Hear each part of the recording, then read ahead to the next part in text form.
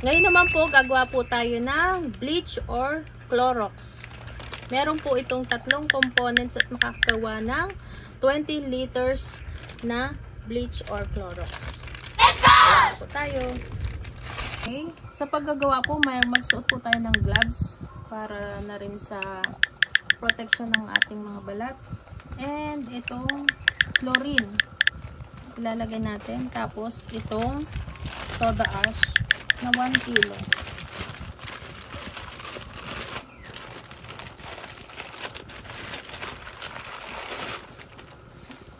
Kilo din na chlorine. So, separate natin na ilalagay. Meron dito 10 liters na tubig. 10 liters din na tubig dito sa langgana.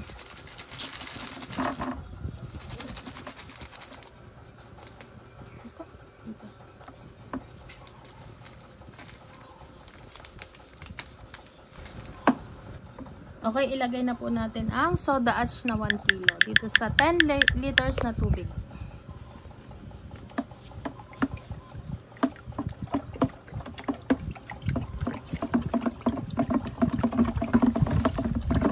I-dissolve lang po natin ito.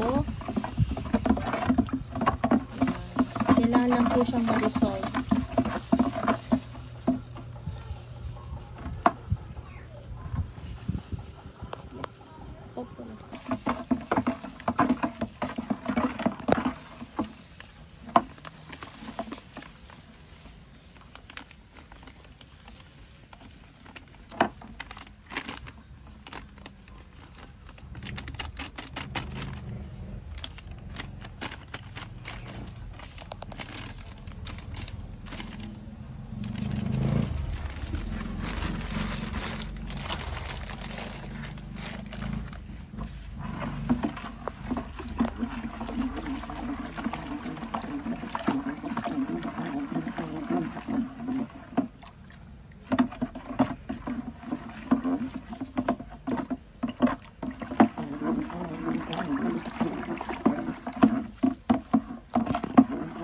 Naman, lagay natin itong chlorine sa separate na lalagyan. 10 liters din po ito.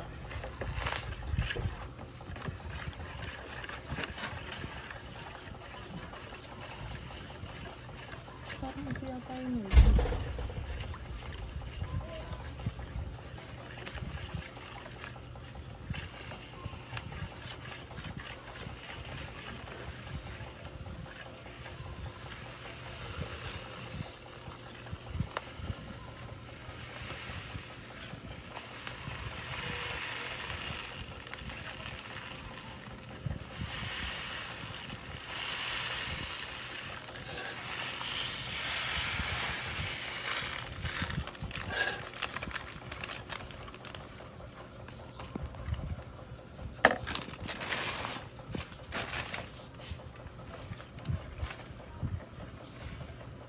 Haluin lang po natin hanggang matunaw po siya.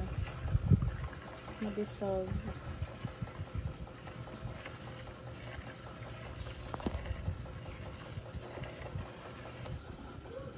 Okay, pag tunaw na po ang soda ash at ang chlorine, pagsasamahin na po natin siya sa isang lalagyan o container.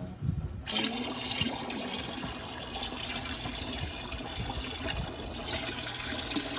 Then, hahaluin po natin siya for 5 minutes para mag-mix siya.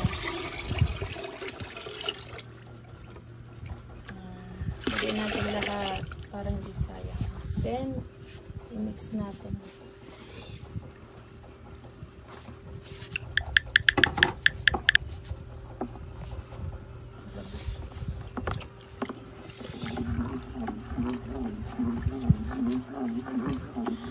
Mix natin siya for 5 minutes.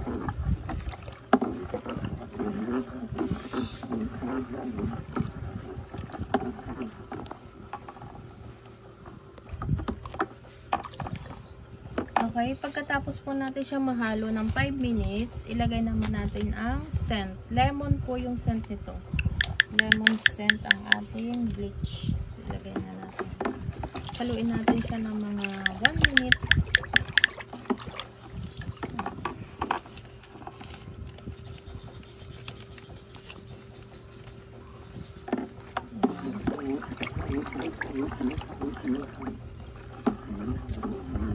Pagkatapos po natin mahalo,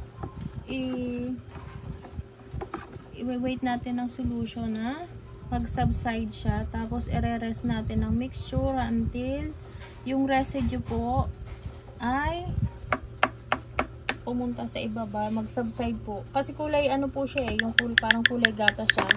So pag nag-subside na po, ay magiging clear na yung kulay niya. Papakita ko po sa inyo mamaya pag nag-subside na siya. Po, lalagyan na natin siya sa ating desired na lalagyan. Ganito na po yung kulay niya, clear na siya. So pwede na natin siyang isalin sa mga lalagyan.